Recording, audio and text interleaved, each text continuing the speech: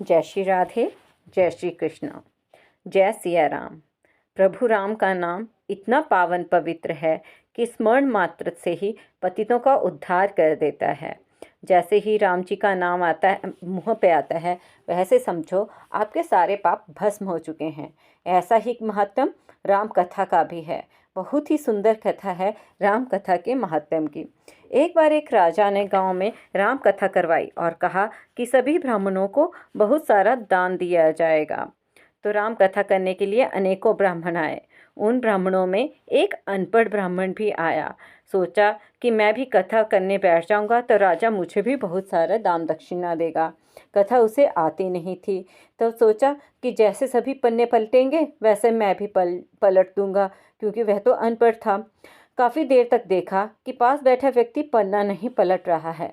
उतने में राजा श्रद्धापूर्वक सबको नमन करते चक्कर लगाते लगाते उस सज्जन के समीप आने लगे। तो उसने एक ही रट लगा दी, अब राजा पूछेगा तो क्या कहूँगा, अब राजा पूछेगा तो क्या कहूँगा। उस सज्जन की ये बात सुनकर पास में बैठा व्यक्ति भी रट लगाने लग गया कि तेरी गति सो मेरी गति, तेरी गति सो मेरी गति। उतने में तीसरा व्यक्ति बोला, ये पोल कब तक चलेगी, ये पोल कब तक चलेगी। फिर चौथा बोला, जब तक चलता है चलने दे, जब तक चलता है चलने दे। वे चारों अपने सर नीचे किए हुए इस तरह की रट लगाए बैठे रहते। अब राजा पूछेगा तो क्या कहूँगा, तेरी गति सो मेरी गति, ये पोल कब तक चलेगी और जब तक चलता है चलने दे। जब राजा ने उन चारों के स्वर सुने तो राजा ने पूछा कि ये सब क्या गा रहे हैं। ऐसे प्रसंग तो रामायण में हमने पहले कभी नहीं सुने।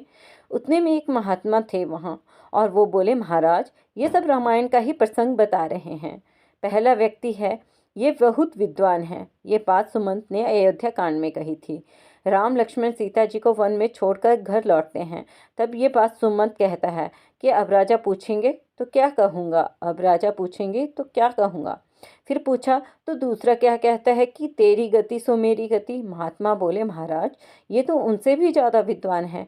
किष्किंधा कांड में जब हनुमान जी राम लक्ष्मण जी को अपने दोनों कंधे पर बिठाकर सुग्रीव जी के पास ले गए, तब ये बात राम जी ने कही थी कि सुग्रीव तेरी गति सो मेरी गति, तेरी पत्नी को बाली ने रख लिया और मेरी पत्नी का रावण ने हरण कर लिया।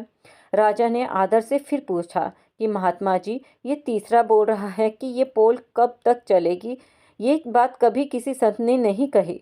महाराज बोले, यह तो और भी ज्ञानी है।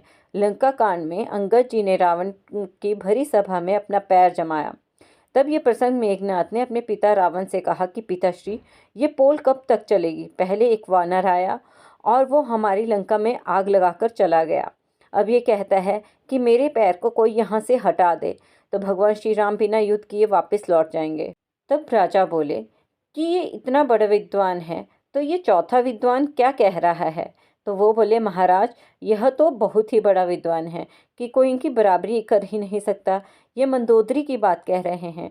मंदोदरी ने कई बार रावण से कहा कि आप जो जीत छोड़ दीजिए, सीता को आदर सहित राम जी को सौंप दीजिए, अन्यथा अनर्थ हो जाएगा। तब ये बात रावण ने मंदोदरी से कही, जब तक चलता है तो चलने दे। मेरे तो दोनों हाथ में लड्डू हैं, अगर मैं राम के हाथों से मारा गया तो मेरी मुक्ति हो जाएगी। इस अधम शरीर से भजन वजन तो कुछ होता नहीं, और युद्ध में जीत गया तो त्रिलोक में मेरी जय जयकार हो जाएगी। राजा इन सब बातों से चकित रह गए और बोले, आज हमें ऐसा अद्भुत प्रसंग सुनने को मिला कि आज तक हमने सुना ही नहीं। राजा इतने प्रसन्न हुए कि उस महात्मा से बोले कि आप कहें तो वो दान देने को राजी हूँ। महात्मा ने उन अनपुढ़ अगुठा छाप ब्राह्मणों को अनेकों अनेक दान दक्षिणा दिलवा दी।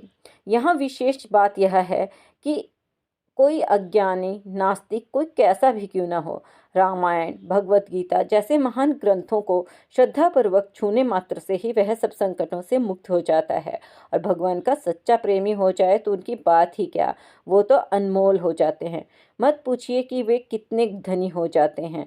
तो बोलिए, सियावर रामचंद्र की जय, भक्त हनुमान की जय। जय श्री राधे, जय श्री कृष्णा।